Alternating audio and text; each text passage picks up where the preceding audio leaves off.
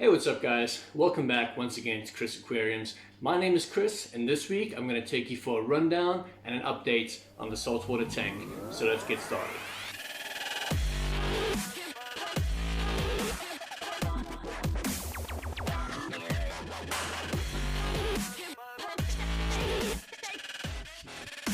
You may recall in the last video that I said that I owed you an update video on the saltwater tank. The reason being is that I actually owe you guys a update on the saltwater tank. Well, this is that video, and there's a lot of things that have happened since I last showed it to now. There have been triumphs, there have been tribulation, tragedy, and something exciting coming up at the end. So let's take a look at what's been happening. So what came first? We were battling with new tank syndrome, which is where you have the new tank uglies, things like brown diatom algae, cyanobacteria, etc. Our cyanobacteria was a particular problem in the beginning, so let's take a look what it looked like before we did any treatments. Red cyanobacteria. It's a bacteria with photosynthetic properties. So you can see it there very clearly on the substrate, on the rocks, and occasionally will be on the sides of the tank. So it looks pretty bad. I tried a few things. I had a skimmer for a while. I reduced nutrients in the tank. I reduced the photo period of the light. A couple of things, and even though the parameters were better, it just wasn't going away. So I decided to use ChemiClean, and this is how it turned out. I picked up some ChemiClean. The idea is that I can use this and it'll wipe out the cyanobacteria completely. I'll give you an honest review, whether it works, whether it doesn't work.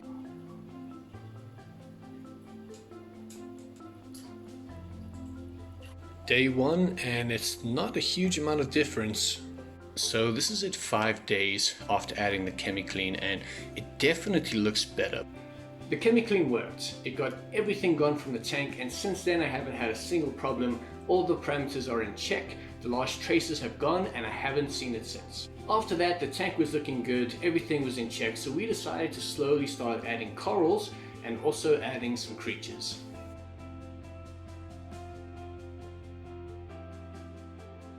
What were the corals that we added? Well, I added a leather coral that looked like this.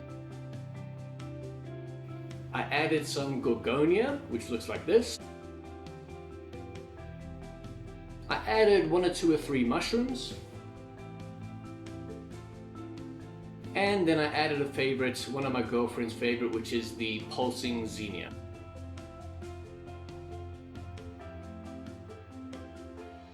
Our tank was looking good. It was looking real good, so it was time to add some creatures into the tank. Not that corals aren't creatures, but things that move around, such as these.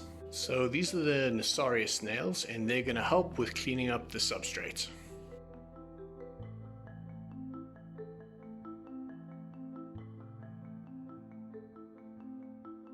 After that, we added something that I was quite excited about, which is a cleaner shrimp. We named it Monica.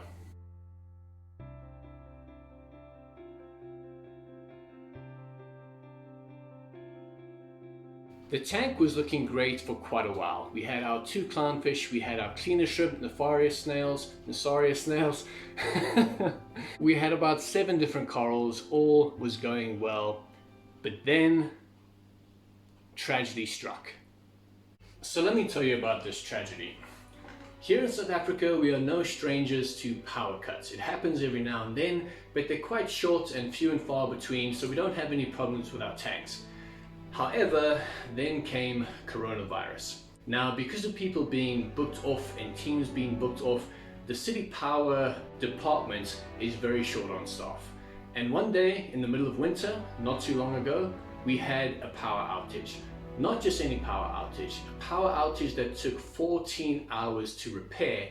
And not only was it 14 hours, it was in the dead of winter, in the middle of a cold front, which brought our temperature from 26 degrees Celsius down to -2 degrees Celsius. There was a lot of things I did.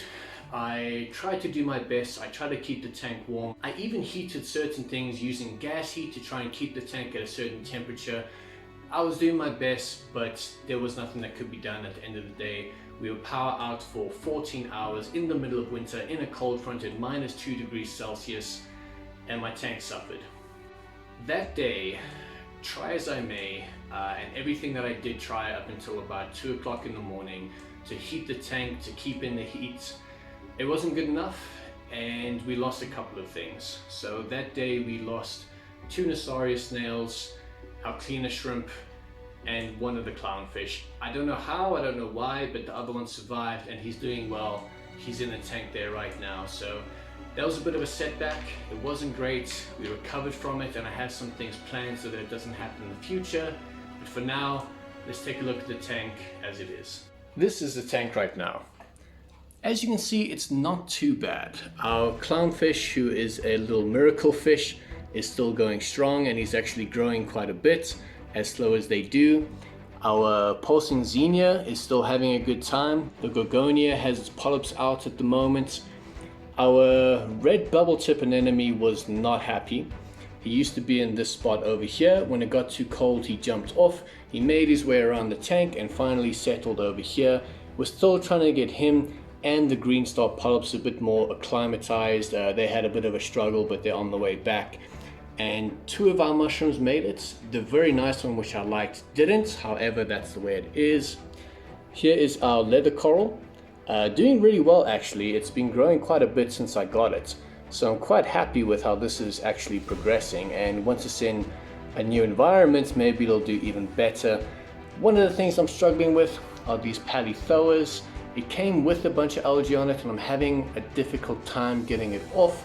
But I have a plan for that in the future as well.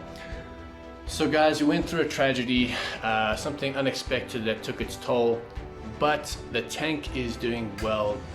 The corals are on their way back. Some of them are already flourishing, and our little miracle clownfish is still going away strong and growing and living his life. He's a bit lonely perhaps, but he's gonna have some friends coming in soon. While we're on the topic, let's talk about that. Now, when something like this happens, I think the first thing you ask yourself is, how do I stop it from happening again? We've done a couple of things. I have a thermometer probe in the tank, and I have some ways to keep it warm if I need to these days. However, I decided to take it to another level because I believe that a setback is a setup for a comeback, and it's time to do it bigger and better. Not only that, but there's a few more things I want to do in the hobby.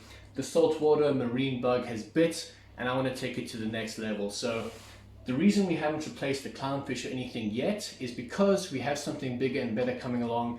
I'm also moving soon, but these guys are going to be moving into a new tank. Take a look.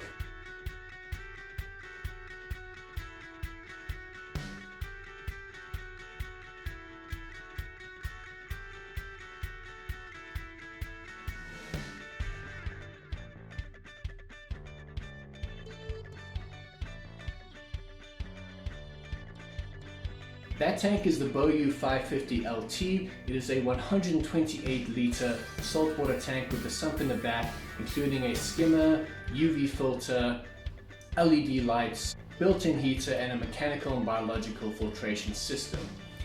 I'm going to be talking more about that in the next upcoming video, but for now, we're going to have to take a bit of a wait because I am moving the 1st of September. So I don't want to take everything down and redo a whole new tank just to move it. 1 September, we're going to start setting it up, and we're going to follow it along on this channel. So thank you guys for watching. I really appreciate you following my journey, both the ups and the downs, and hopefully more ups to come. The tank is doing all right. We're going to have a brand new one coming in the next month. So thanks for following along. Hit like, leave a comment, subscribe to the channel, and I can't wait to take you along on the journey. And I'll see you once again, as always, on Chris Aquariums.